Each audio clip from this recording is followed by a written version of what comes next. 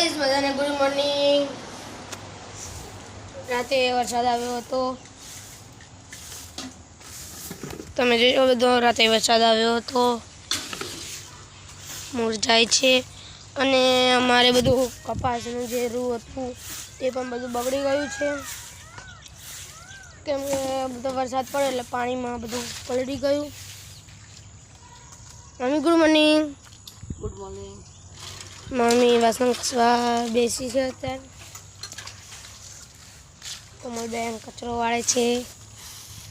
Good morning Komal. Good morning. Anju છે પણ એ ભણવા ગઈ છે।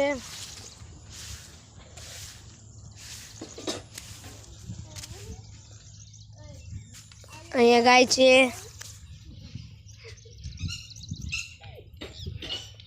આ તમે જે કપામાં પાણી ભરાઈ ગયું છે આ સાઈડ।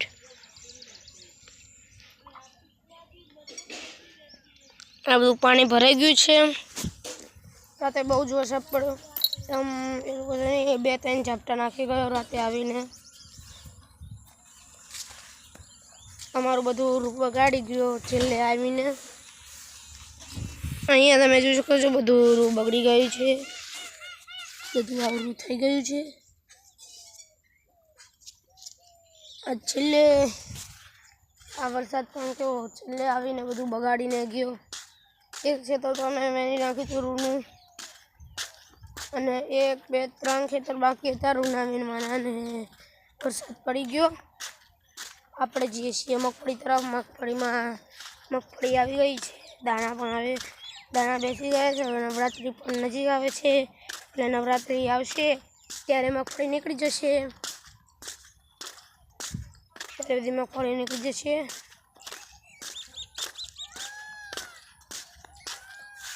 આ છે મગફળી, આ લાઈટો લગાવી છે। આ શેડા જે છે આમ જાય છે, અત્યારે તો ભીનું છે અંદર, એટલે આપણે તમને બતાવી દઈએ। તો મગફળી કેવી બેઠી છે, આ સાઈડ જે મોટું છે, આ તમે જોઈ શકો છો। અહીંયા મગફળી બેઠી છે, આ બધી મગફળીઓ છે, તમે જોઈ શકો છો।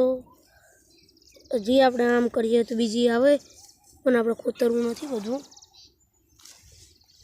હમણાં પણ તમે જો પાણી ભરાઈ ગયું છે મગફળીમાં પણ। હમણાંથી ભૂંડિયા નથી આવતા, કેમ કે અમે લાઇટો લગાવી એટલે રાતે લાઇટો ચાલુ કરીએ એટલે બધા નથી આવતા ભૂંડિયા। તો પાછા આપણે ઘર તરફ જઈએ, કેમ કે મગફળીમાં તો હવે વધી ગયું બધું, પાણી વાળી દીધું, પાછો વરસાદ પડી ગયો ઉપર।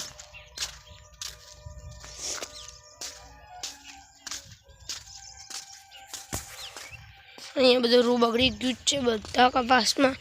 આ હારું આપણે વીણી નાખ્યું એટલે આમાં એટલું નથી બગડ્યું, પણ એકા ખેતર પછી પેલી સાઈડ છે ખેતર, એ જ ખેતરમાં બધું રૂ બગડી ગયું।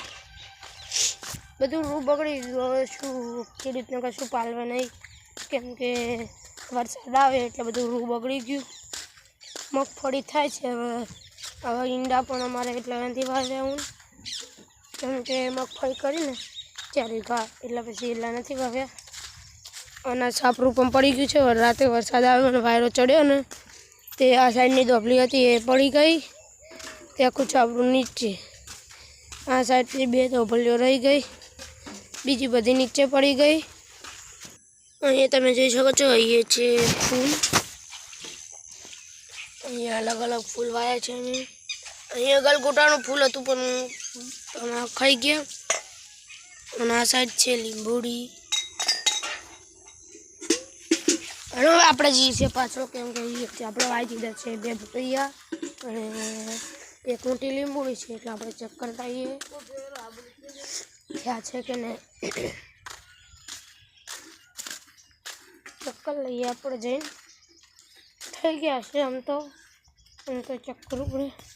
અહીંયા તમે જોઈએ મોટી દહીં એટલી ઊંચી થઈ ગઈ છે